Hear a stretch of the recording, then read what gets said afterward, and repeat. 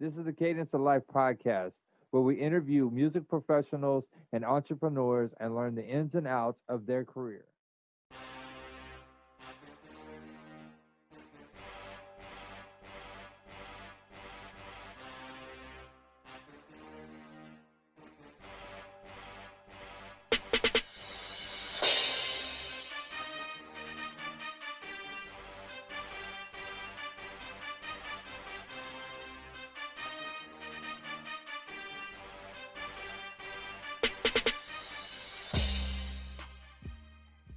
Hey, welcome back to the Cadence of Life podcast show.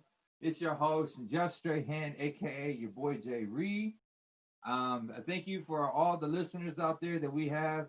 I want to thank you for showing some love on Facebook on the Cadence of Life podcast Facebook page.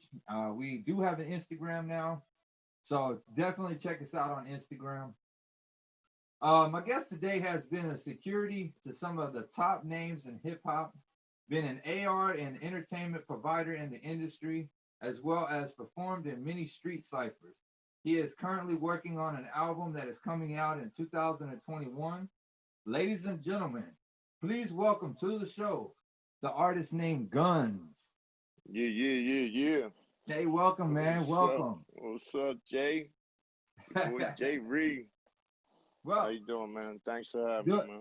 doing great, man. I just want to say thank you for coming onto the show and kind of speaking with us about some of the stuff that you've been going through in your career and stuff that you've done. So with the listeners and the viewers out there, just kind of give us a little bit of rundown of maybe like some things that you enjoyed about doing the security for like the hip hop artists and stuff. Oh man. Well, first of all, first and foremost, I've been a lifelong fan of hip hop. Since back when I was 9 years old. I was born in Baltimore, Maryland, and when hip hop was first hitting the scene, like I think it was Beach Street and the breakdancing and all that. Like I fell in love with the whole culture, and of course my family was all against that. You know what I mean? But that was the Yeah, one right, thing right. that was me and my all my friends, my crew was that was our life. So with that, the evolution of hip hop. So being able to be in the middle of it, I always put myself in a position where you know where I was always involved in some way or another. Whether it Right, was right, right. I mean, I don't know if you DJing. can really speak on some of the artists that you kind of helped Well, see, do security for. I mean, can you speak on a couple of them, or is it just like top secret type stuff? um, nah, it's it's more of a street thing. You know, my father was a president of a motorcycle club. When I was growing up, so he has a lot of pool on the East Coast with certain groups, and with that, he was able to provide security for people, right? So I Right. implemented that into the little hip hop shows and all that. I would use his force in my I favor, see. and the I see. people Yeah. the people that I grew up with in my name on the streets. So when I kind of had that little put in, when I dropped names of people I was related to, and then eventually I filled in, and took in my own little path, you know. But Nah, that's what's up. I've worked with, you know, and it's more of a respect thing. It's not like you know, it wasn't that's not my career, you know. But when they came to certain cities, especially my city, they knew to look me up. I was the name that came up, and to make sure everything was all right. So I made a name for myself on the streets, taking care of protection, security, um, yeah, entertainment, the girls, whatever they wanted to do on the side, I provided all that for them. So I made a lot of friends, and kept everything respectful. I don't. I have very few enemies, and most of them ain't around to talk bad about me. So it's good.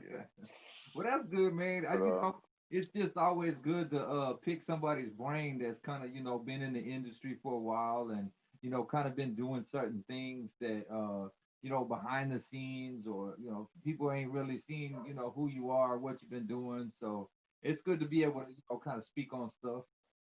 yeah, man. I I lived in New York.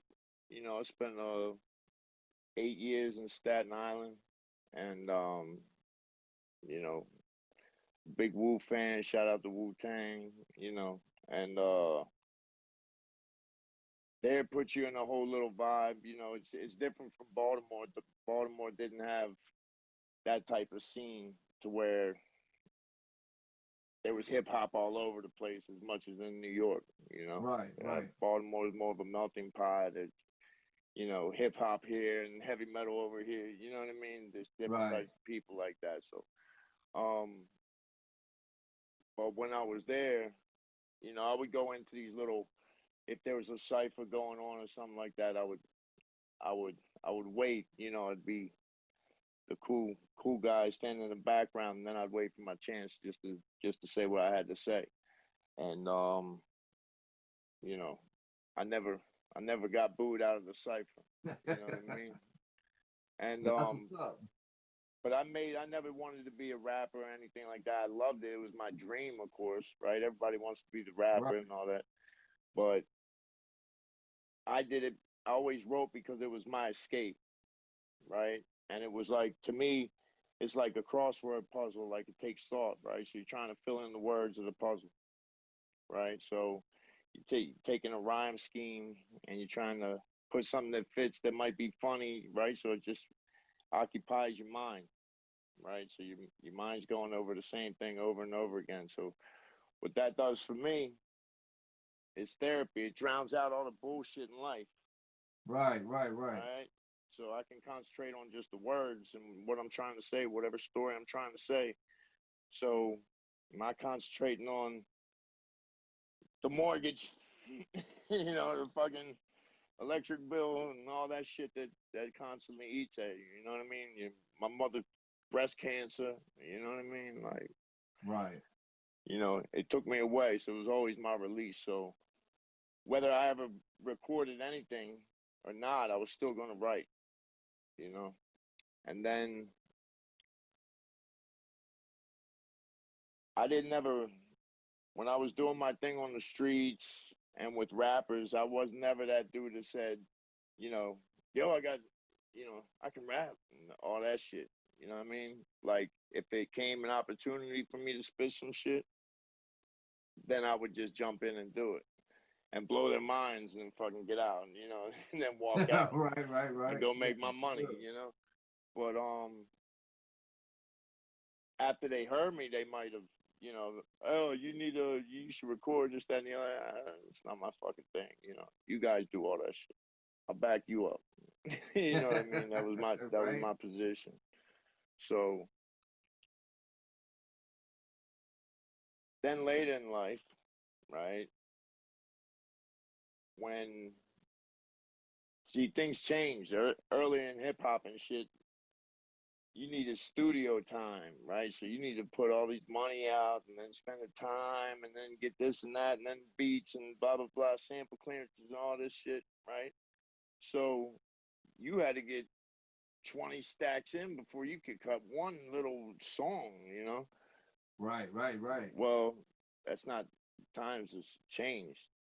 You know what I mean? Exactly. That shit's fucking history. So, um, 2 years ago, when I came back to Austin, um, I went to go see uh, Immortal Technique and Chino XL, who's one of my favorite rappers, and Poison Pen, and there's a producer named Southpaw, did a lot of Immortal Technique shit um, on his Revolutionary 2 album.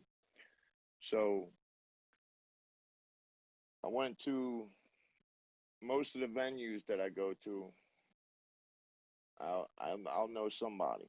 So when I went there, I made a couple calls, got in, and went in and started talking. You know, buy 'em a drink, right? So I know Yeah, who I mean they that's the are. first way to get Yeah, into anybody, man. Buy them a drink. yeah. So I was with my wife. You know what I mean? Bring my wife to the show, whatever. She keeps me out of Yeah, jail. keep you cool. Yeah, yeah. So I gotta behave when she's there, and Right. so I take her with me, and then um, we get in the back or whatever. I send some drinks over or whatever, and then start up the conversation. And really didn't think I was going to even spit for him, you know. But we were getting tipsy, and then I was like, "You gonna spit something?" And he goes, "Nah, you spit something." And then I did. I spit something, and then I blew them out. They were floored by it. 'Cause I was just being a nice guy, so they were happy just chilling. You know what I mean, having a couple of drinks. But when I really spit some shit, then they were impressed. So, and he was like, "That's tight work, man. You recording?" I was like, "Nah, I do it for the love, man." And he's like, the producer Southpaw was like, "Why not?" I said, "I'm 45. I'm not coming out with this shit. He's like, "Come on, man. It's just the easiest time in history to one Yeah. be put out somewhere, right? With social Right. media, right? To get your shit out, and two, the easiest time in history to make it Oh with all yeah. the home studios, right? With all the networking, like the shit we're doing right here. What you got going on? Okay, Right. Right. So you got just the like just the social aspect of it, just like me and you cutting it up, right? right, Me and exactly. you, me and you, not the cliche, could make beautiful music together. You know what I Oh, mean? Like, definitely. We probably and will we too. wouldn't know each other on the streets, right? If you was in McDonald's, bump shoulders. Oh, I'm sorry, how you doing? All right, bye. Right? So we never have that shit. It's the social media shit that's making it easier than ever, right? So he looked at me, said, "Why not?" I said, "Oh, I got coming up with this shit. I got a family. I got that." He goes, "Bro, why not?" So then I thought about it, right? Why the fuck not? So I don't have to do it to, you know, I'm established in what I do. I own a business. You know, I don't have anything to prove, right? Right. What I do want, I still love the music. I still like. I've got best friends. We've been best friends. There's a crew of us, 5 of us, for the past 30 years. Okay, and that's the reason we're friends. It started in music. It started with the Lynch Mob, Gorillas in the Mist.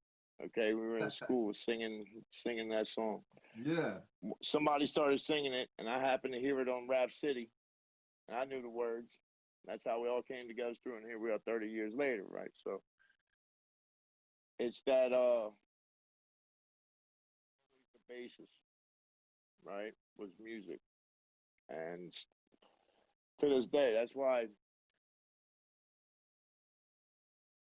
hate any type of hip hop. When the older cats, my friends are, oh, the fucking mumble rappers and this, that, and the other. I don't hate. It's all got its place, Oh right? yeah, It's all got exactly. its place. It's all got its place. And the thing that I love about it, right, about the culture, is that every area's got their own shit. Okay, look at Texas, chopped and screwed. You already Yeah. know, right? Swisher Right, House, right? exactly. You already know. Exactly. I'm all about that So chopped and screw too now. I know, man, and rightfully so, right? Rightfully so. So that that's Texas, right? That's it. So you got your vibe. Louisiana got their shit, right? They got that Wheezy shit. Um, Miami's got that Rick Ross vibe. DJ Khaled Yeah. and that shit, right? So New York's always had their shit. Detroit's got their shit. West Coast, right? That's Right. what's the Everybody beauty. got their That's own what little clique now. that's it. Even Mississippi music and yeah, deep, even St. all of it. Louis. Even St. Louis, right? Her fucking Nelly and all that bullshit, Yeah, right? it's almost like every state has a little something coming out now. Everybody's got. That's what the beauty of it is. That's why I love it so much, right? Because you can take one basis, right, and make it yours, right? So that's what the beauty is. Every little location, right, got their own little twang on it. You know what I mean? Like there's hip hop in fucking Japan. They're Yeah, for throwing real, fucking right? Japanese stars and spitting shit. Like they're fresh with it. Like that's it. It's the culture, right? It's the beauty of it, and to watch it grow with you, right? It's a part of me. It's a part Yeah. of me. Like whatever it is, you know. Even when Well, these let me ask you motherfuckers now, this. I don't know about the fashion part. When you come out with a purse and all that, that's you know. That's something different, right? I don't judge. I don't judge. Look, I'm talking music. Okay.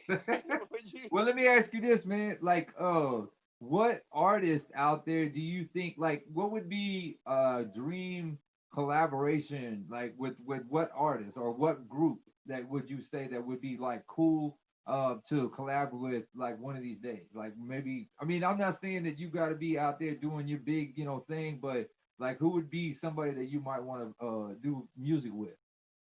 um,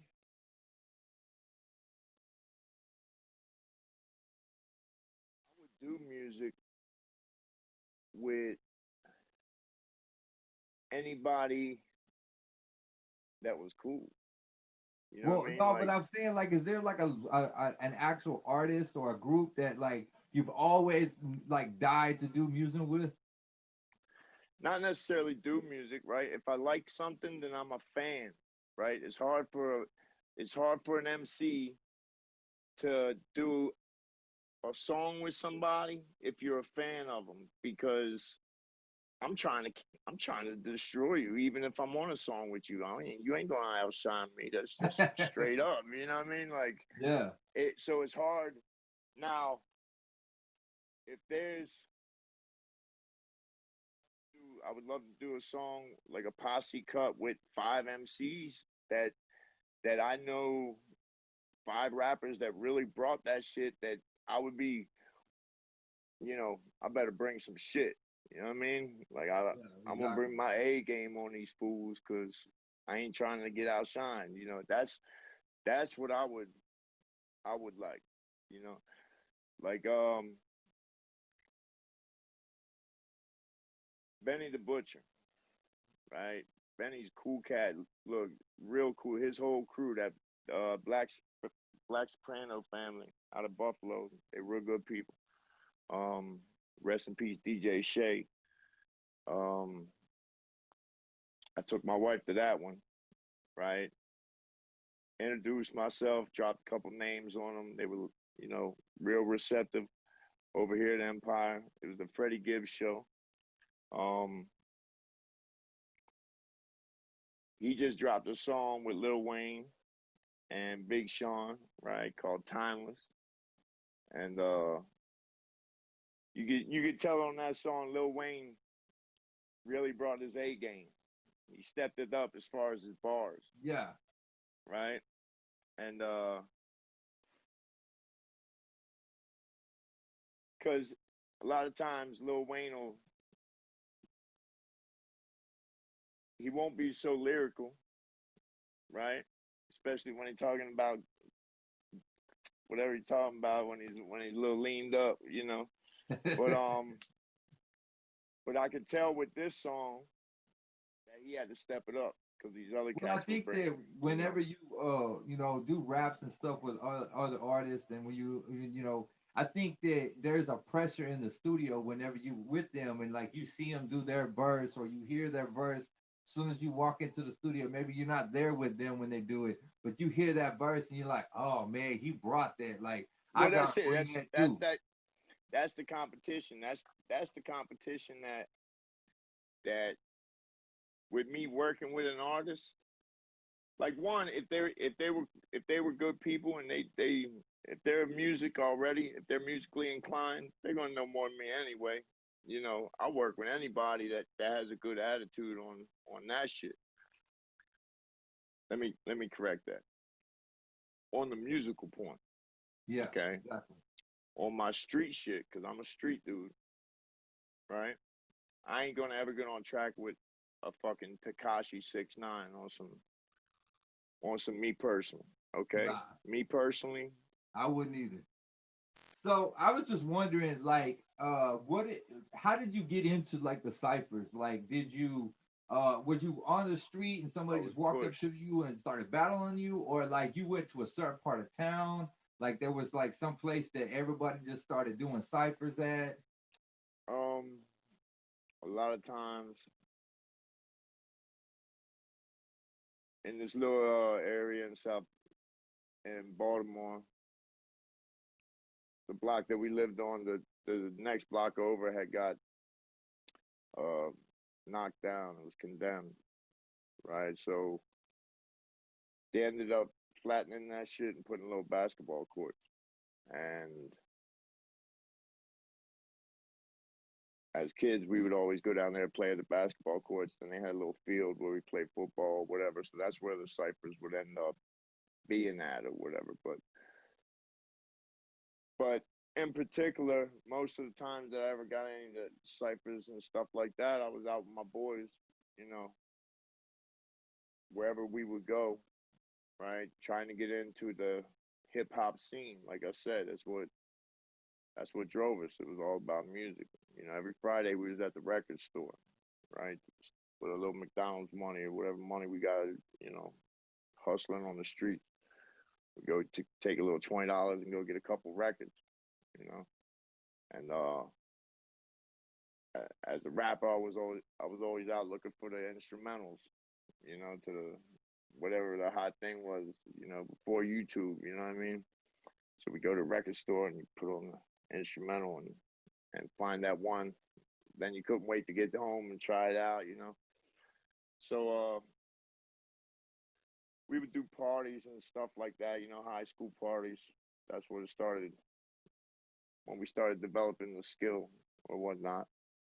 But as far as we would go to shows and they would have little open mics and stuff like that, and they would have little ciphers, right? So my boys would always push me in the circle, and but most of the time I would write in these notebooks.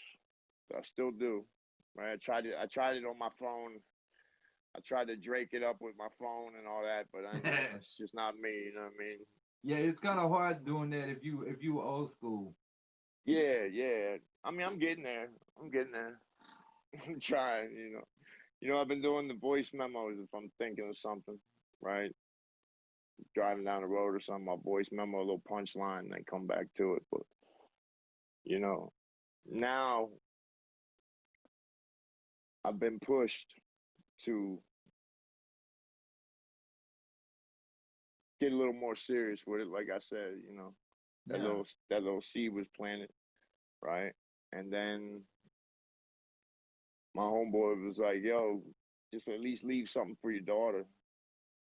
You right, know exactly. that You that gotta leave a legacy, man. That's what yeah, it's she all and even if it's talking street shit, she might want to hear your voice or something. You know what I mean? Like he goes, you never know. He goes, plus you've always had it. So about. put it out, and do it like because it's no different than people that love to go fishing. Right? My grandfather loved to go fishing. That was his thing. Right? So he would get fishing magazines. He would put work in. He's going to get his boat and everything else and set his thing up to have a successful fishing trip. Right? So hip hop, writing rhymes, and that's my fishing. So why not get the proper equipment and put the work in that would make me have a successful fishing trip? You know what I mean? So that's what I'm doing is you know one trying to bring a little more lyricism back into hip Right. hop, right? To bring a little more intelligence Yeah, because that into was it. gonna be my next question. Is like it, when you come out with something, a single or album or something like that, like what type of style do you think you would bring to the table? I try not to be so street, right? But that's the reality of what I am. You know what I mean? That's the But you reality of would what bring I. like you would bring the lyrical side of it though, right? Like you're trying to say that like you would like be bars after bars like just hardcore or like actually like try to Well, form. see, that's the beauty. That's the beauty of it, right? So if I told you what the guidelines were, I would be stifling myself artistically, right? Right, exactly. Right. So you trying to put me in the cage already, man? You like I'm the trying to get music my police, listeners a little Jerry. look input, trying to get No. that little sneak peek out there. You know what I mean? Nah, man. See, look, that's the beauty of it is one day, I might walk out the door and, it's gray, dreary ass skies and everybody outside looking like food to me. You know what I mean? And then the next day, it might be birds chirping and love is in the air Exactly, and right? everything is Like you might beautiful, have a right? different outlook. So, um, and with this, if you really want to make music, this is one reason. Okay, as a producer, right? We had this conversation earlier, right? So, uh, I'm learning, right? Because I stepped into the business aspect, right? Not even Right. much of music, just my own business, right? So I had a family to provide for, right? So I had to make legitimate money, and start putting myself in a position to provide for my family. So when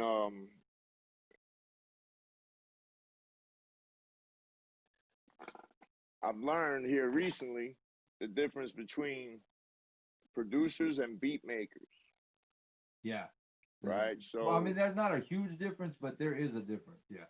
there's a difference, right? Because with me and what I'm gonna do, right? I'm old school. So if you look at any of the old school, and there's a lot of cats out there too, right? Like Benny and them especially, right? You see them in the studio, any type of thing, they got 4 or 5 dudes around. There's a vibe, right? Exactly. He just he did a whole album with Hit Boy, right? Burden of Proof, and the video they got, he's sitting there making the beat right there, and Benny's there coming up with the shit right there, right? And that's making it, like I said, organically, Hmm. right? That's the best way that music's gonna come out. Cause look, you can have a beat all you want. I can write to your beat, right? After you give me the beat, it could be a beat from 3 months ago. I'm gonna get the beat and I'm gonna listen to it, but I'm gonna get a whole different vibe than what you were thinking. You were thinking maybe a melodious, thugged out, and I'm thinking, you know, blah blah blah. You know what I mean? Like two Exactly. totally different vibes, right? Exactly. Because you just shipped the beat. So I may as well write around to the UPC symbol. You know what I mean? Well, and not only that, it's like it also depends on like whatever mood you're in. Like let's say that because I know that sometimes when I create music, I might be in a certain mood, but then when I listen to it back, like when I'm on the road or I'm out like walking or something, I got headphones on. There might be a whole different mood that comes about. Like it just all depends on when the well, listener listens to it.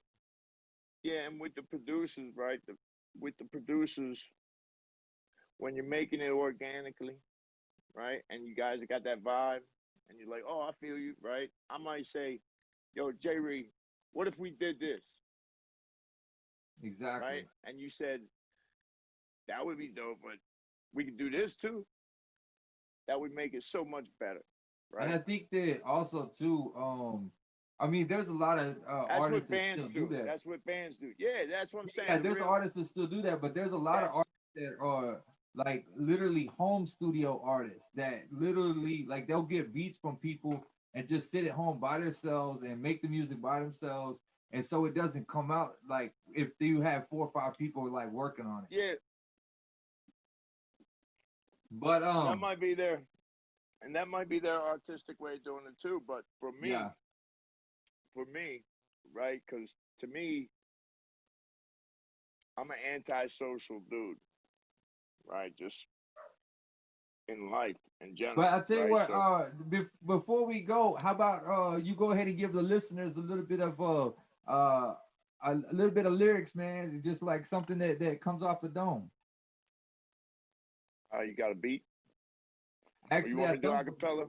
Yeah, can you go off the acapella? All right, let me see.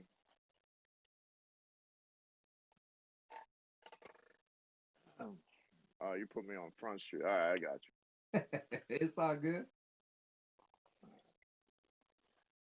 At first, I was prohibited, but now I'm permitted to be committed to kicking shit. But should I be committed because of the crimes I committed? Fuck that. I was acquitted even though I admitted it. Yeah, Judge, I did that shit. I'm still distinguished from not relinquishing English. Any rapper that's in a battle and speaking any language, throwing darts like a javelin. The club starts rattling, MC starts scattering. Girls that beat the stage like someone let the cattle in. Push through the gathering, staggering, hanging out with Captain Morgan and jacking him. Yo, it's low. Slowly I proceed. The bus shots, like you motherfuckers know me. LMCs must be drunk or something. Stumbling around, juggling your balls, fumbling all your words, struggling to talk. When I come in, shrugging at the law, mugging dudes with my jaws, chugging brews without a pause. I tap the ends of scars like a careful rich the cough. I set it off with rap on the skin, and I can't shed it off. A raw dog. I throw more dukes in jail than boss hog. I'm the lost cause with the sword off. Cause I run up on you so-called killers and cutthroats with the burner heated like home skillet who wants smoke. Nobody, just dumb folk. The story unfold. I'm in the front row just to watch it unfold. Now don't be acting funny like this shit's some joke. The reaction, I ain't laughing, stay clear from GUNNZ, Joe. Cause those punk po, at least I hit Cajun like gumbo. And I don't beef with shrimp, I keep it pimp. So everybody in the fucking sun know that I ain't gotta come close with a shotty, a snub nose, and Gotti for the social club clothes. Spraying your house kills, it only takes one coat. Shit, I'm spraying your whole road, it only took one stroke. You done foe when I unload. I punch holes, I can deceive you with one blow. A legend in these streets, never felt defeat like a numb toe, and I'm far from done so. I return when the sun's low and kick my bars and tie bars like I was searching for tongue toe. What? GUNNZ, man. Man, that is awesome, bro. Well, GUNNZ, I man. just want to thank you again for being on the show, man. I really And appreciate thanks you, for having vibe. me, bro. Really appreciate the lyrics that you throw at us out right there, man. That was dope, man. That was really dope, man. I So appreciate it, man. for all the listeners out there, man, this is Jeff Strahan, aka your boy Jay Reed. You listening to the Cadence of Life podcast show, and I'll catch y'all later. Peace. Yeah, boy. Thank you for listening to Cadence of Life podcast. Check us out on Facebook, the Cadence of Life podcast. You can check out your boy Jay Ree or any of his music, Beats by Jay Ree, YouTube, Facebook, and Instagram. Thank you again for listening. See you next time.